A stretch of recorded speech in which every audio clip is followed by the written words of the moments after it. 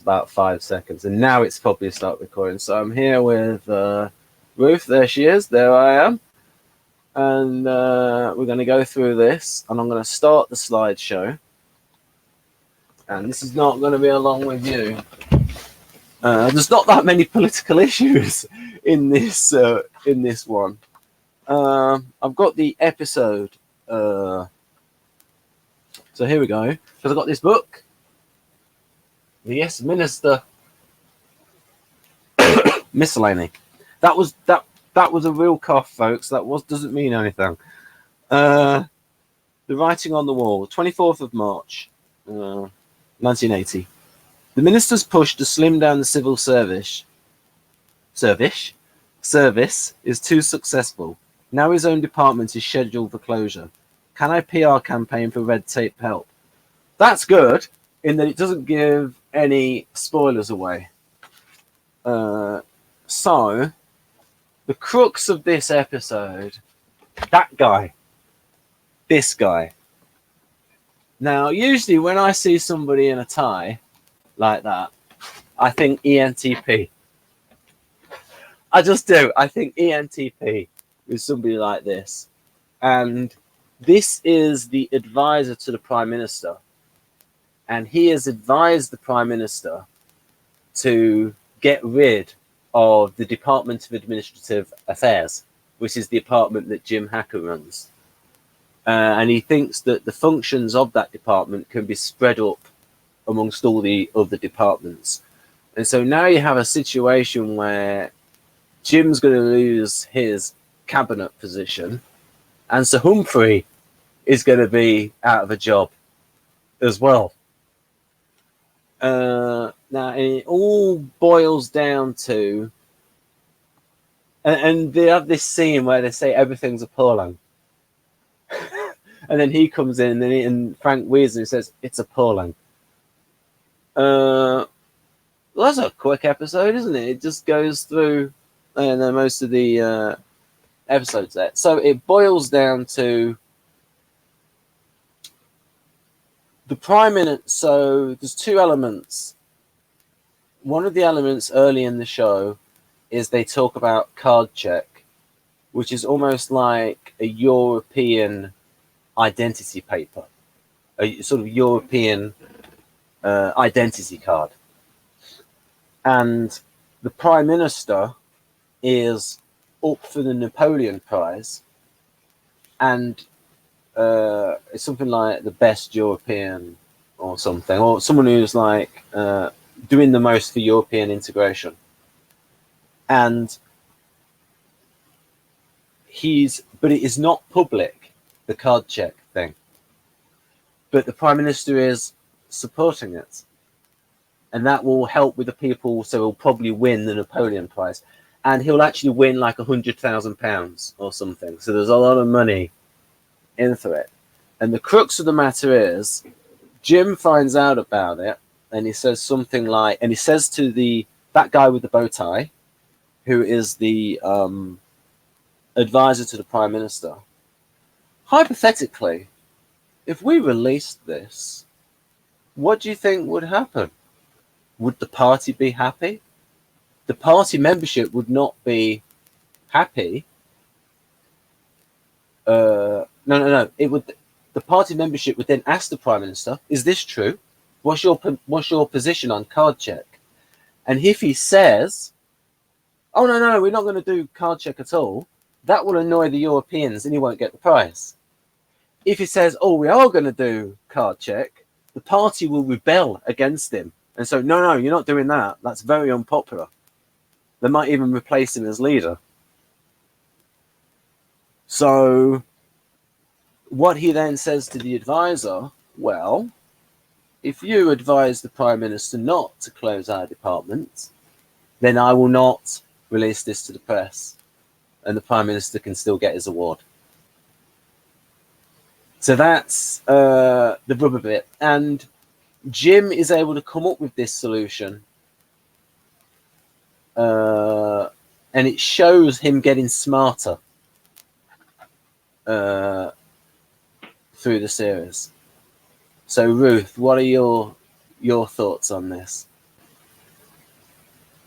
I don't know, I thought it was a good episode. There's a few good jokes in here. What were the good jokes? I remember the appalling thing. The appalling thing and the part where he said that he had redrafted it 3 times, and he said that's not true. And he said, "What do you mean that's not true? If you've had this given to me 3 times?" He said, "That's right. I've had it redrafted. I gave it to you, then we redrafted it 2 times." Yeah, because I think that character, this, because we always like to put in a little bit of typology every now and then. Let's find him.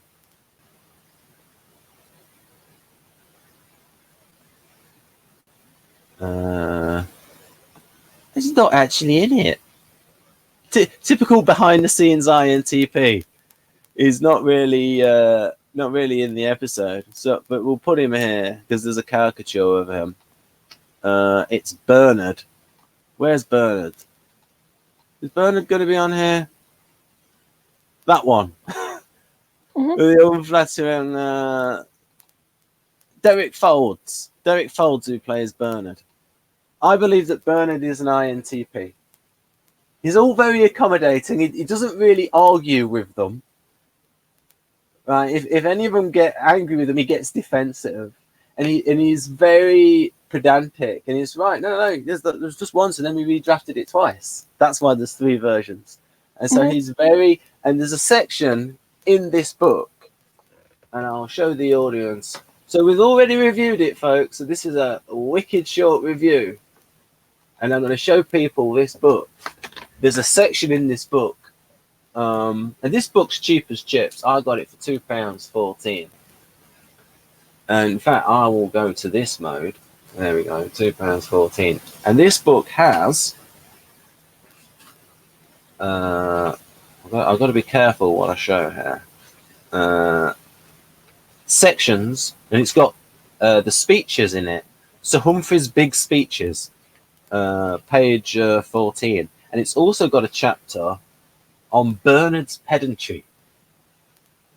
So I'm going to quote one of these as a little extra. Oh, I love this one. I'm going to do the one about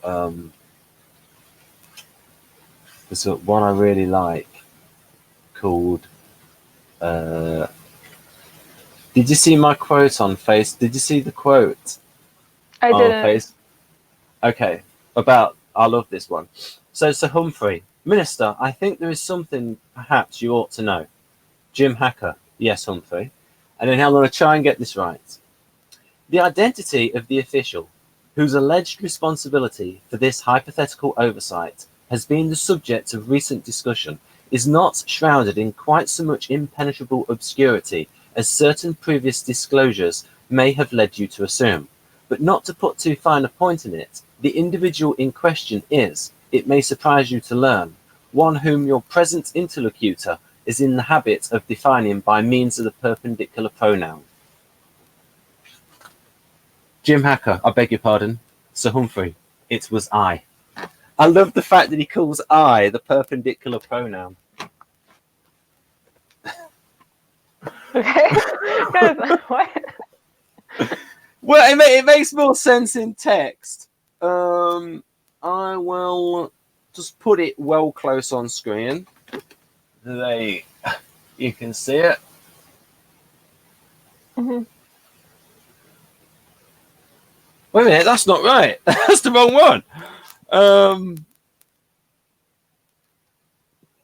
That one. Right. That one.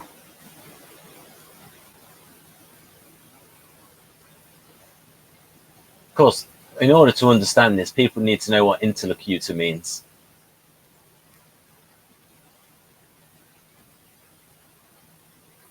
And just in case people don't know, because there might be people watching this who don't know what the word interlocutor means, it's the person that you have a conversation with.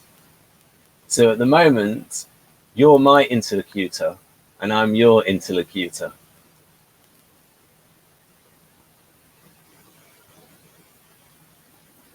one whom your present interlocutor is in the habit of defining by the perpendicular pronoun. So yeah, that was a wonderful little speech there.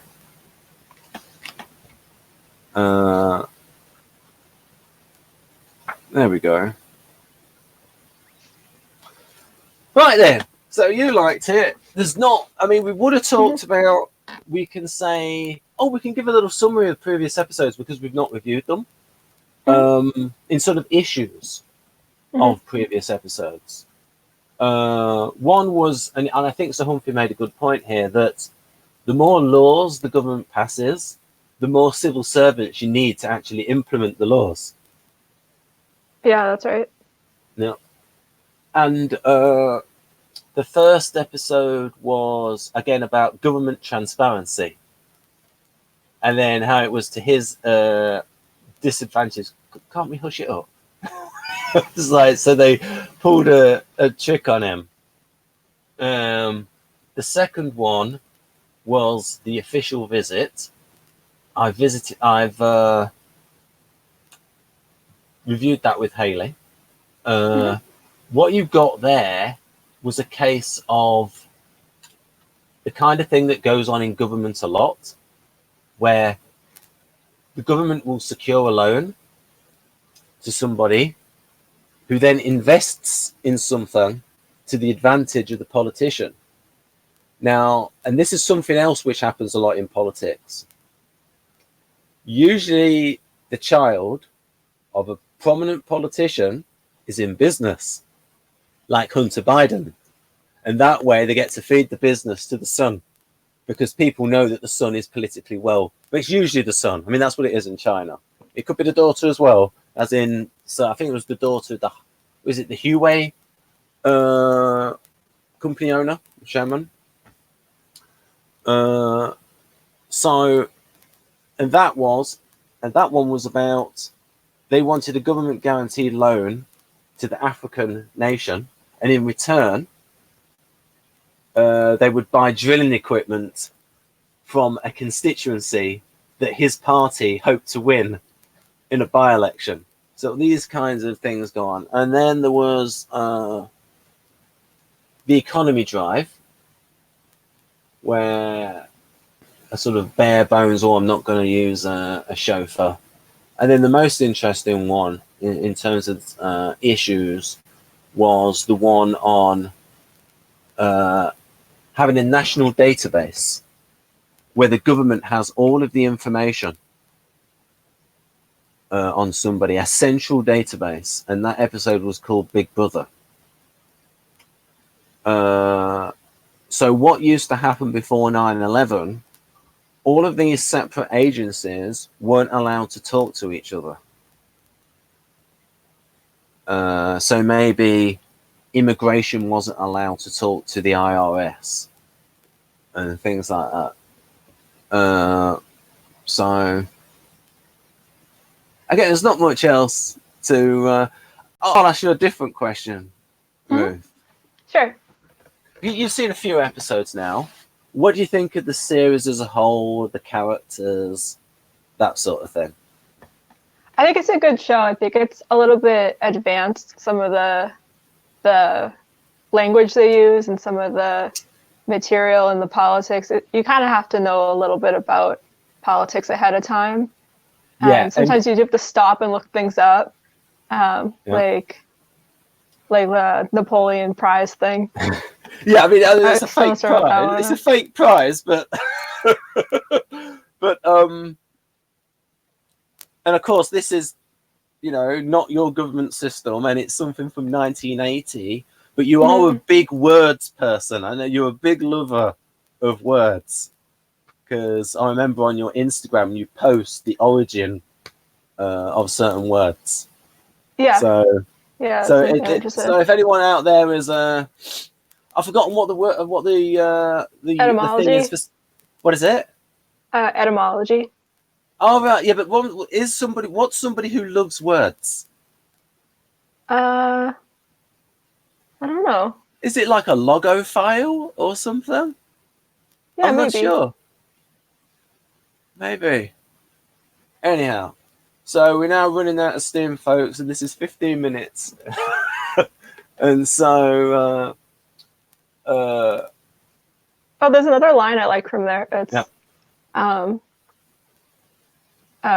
where Hacker and Humphrey are talking. I think he says, one of them is like, "Do you want the truth?" He's like, "No, I don't want the truth. I want something they can tell Parliament." Yes. Yeah, I mean, that's what you get. I mean, all these politics, and you have it now with all this Brexit stuff. And there's actually a follow-up series that was done in 2013, where the advisor to Jim, his political advisor, is a woman. It's played by Zoe Telford. Yeah, and it's got recasted because, you know, the other ones either be really old or dead because Paul Eddington died in 1995, unfortunately. This show was made in the early 1980s, correct? Yes, this particular series was made in 1980. So it's pretty aged, but it's still really relevant. That's the thing. All of these things, all of these issues are still relevant, and it's the same issues.